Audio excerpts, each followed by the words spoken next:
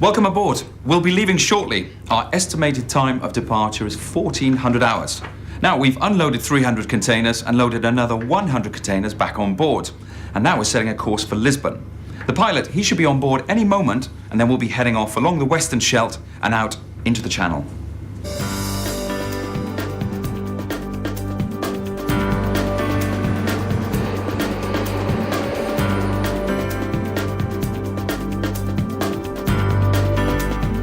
"90% of the European Union's external trade and 40% of its internal trade is already transported by sea. Nearly a quarter of the world's fleet is from European flag states. It's busy at sea. For instance, this is the Dover Strait, with some 600 ships a day. The prognosis is that traffic in European waterways will increase by 7% in the next decade, and that ships will get even bigger. That means we'll be facing a number of problems when it comes to security and threats to the environment, as well as increasing paperwork.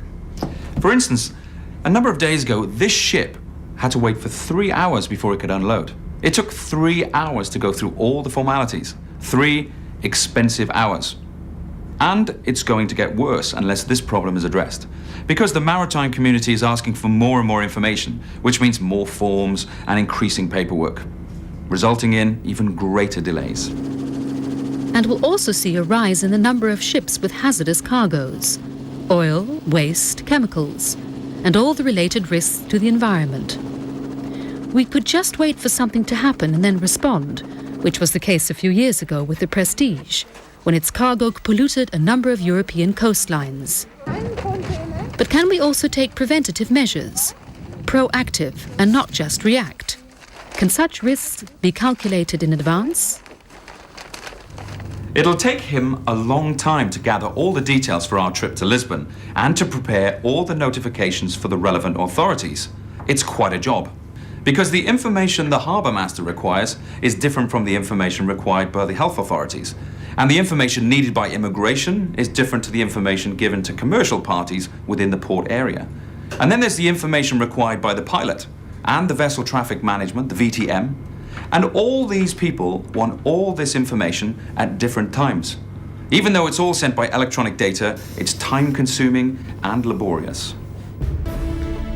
That's why there is the MarNIS concept, Maritime Navigation and Information Services, a new concept for the exchange of information and provision of services. Its objectives: to improve safety at sea, to protect the environment, to reduce paperwork, to strengthen the economic aspects of sea transport, and to improve security. So, improvement of the maritime information management and the operational management at sea.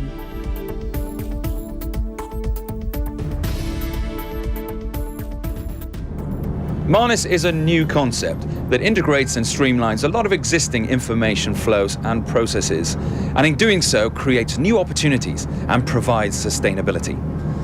It's a pan-European research project commissioned by the Directorate General of Energy and Transport for the European Commission. The MarNIS Consortium consists of about 50 companies, institutions and organisations, and its principal goal is to fulfil part of the European Commission's transport policy for 2010 and beyond. Nowadays, the master and agent still send their information separately to individual authorities. They all receive their own messages, and every update means another new message. In the MarNIS concept, all information from the ship and the agent is sent electronically just once. Information on cargo, position, crew, destination, ETA, etc. The National Single Window of the previous port provides a Port Departures Profile, a PDP. Every member state has its own national single window, and if desired, a port single window. This national single window collects information and supplements and checks it with a Safe CNet Double Plus, an extended version of the existing SSN. The national single window then automatically sends the relevant information to the relevant authorities. Information updates, such as the last position and the ETA, is relayed automatically.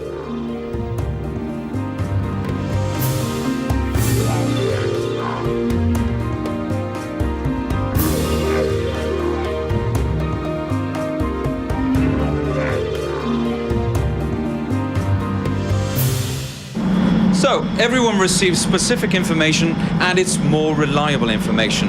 The national single window is the basis for a good and economic working method for increased efficiency in planning and control.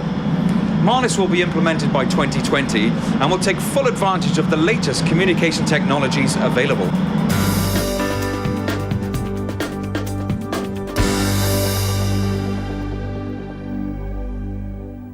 MarNIS provides the maritime authorities, including the harbour master, with more accurate information in order to allow a ship to enter port, based on what's known as PEPs, or Port Entrance Profiles. The clearance procedure uses the PEPs in addition to the relevant conditions as supplied by the relevant authorities.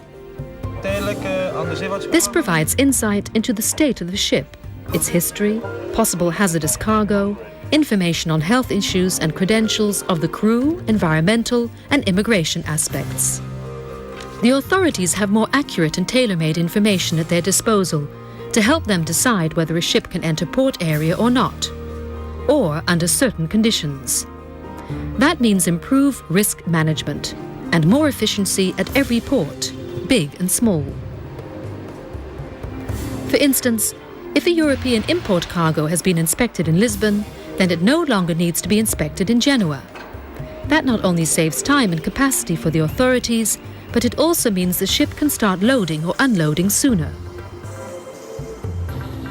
And in the future, perhaps just one person will come aboard to carry out the initial inspection on behalf of a number of authorities. But it's not only about generating more information, it's about being able to achieve more with that information. And that's the basis of MarNIS. In this case, it simplifies the decision-making process for port clearance. As a harbour master, you may assume incorrectly that a ship is fine for clearance because other authorities haven't said anything to the contrary. However, when the concept is implemented, each authority has to actively give the green light. MarNIS predicts the safety and security will be improved by some 10% in European ports. Now, that's quite something, isn't it?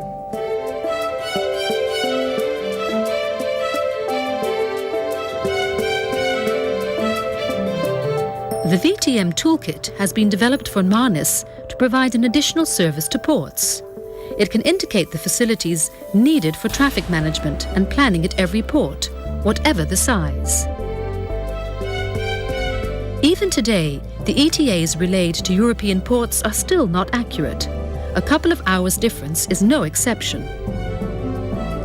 MarNIS can keep the port automatically updated on the expected arrival time of every ship, as soon as the master changes his ETA. In addition, the port can pass on the required arrival time, which means speeds can be adjusted, and this can also result in saving fuel. More reliable ETAs mean more efficient planning for ports, terminals, and the next transport chain.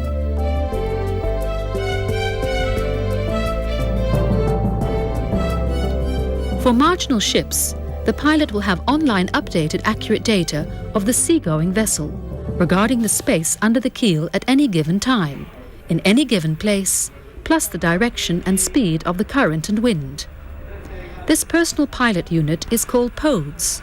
It means a greater tidal window to enter a port.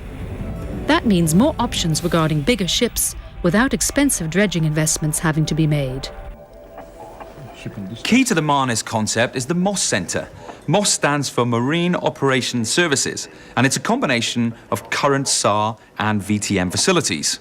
It's a national centre, with sub-centres if necessary, to track all the movements of ships within the SAR region.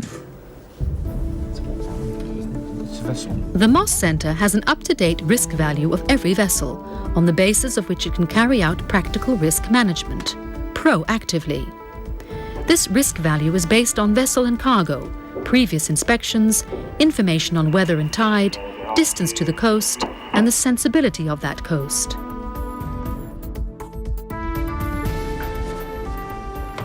A MOS centre is operated by coastal authorities and has a complete traffic overview. At a customs request, it's possible, for instance, to see the route covered by a ship by using the so-called satellite toolkit. So, a tracing system. Has the ship made any suspicious route deviations to pick up drugs or illegal passengers? But the MOS centre can also track a vessel on request, giving it a special mark and special attention. The MOS Centre plays a key role as a search and rescue and OPRC manager. It has an up-to-the-minute overview of all search and rescue units, such as lifeboats, helicopters, as well as oil combating equipment, including availability and position at any given time.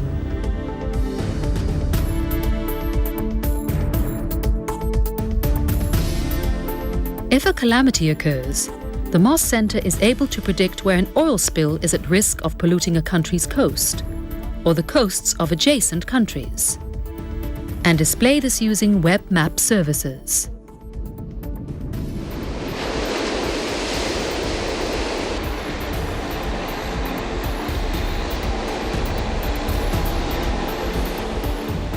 Based on all this information, the competent authorities can make a well-balanced decision on how to implement pollution control, even if the pollution crosses borders.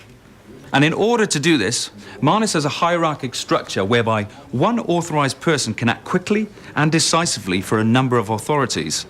The Prestige incident would have been far less disastrous had the MarNIS concept been available and implemented.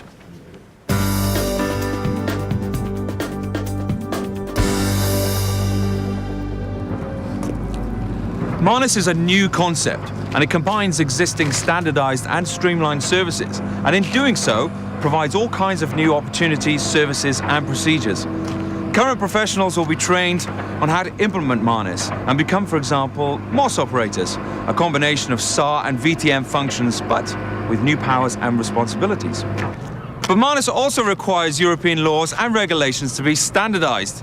The ultimate goal is to achieve a European concept to improve safety and efficiency of transport in European seas. In short, the MarNIS concept.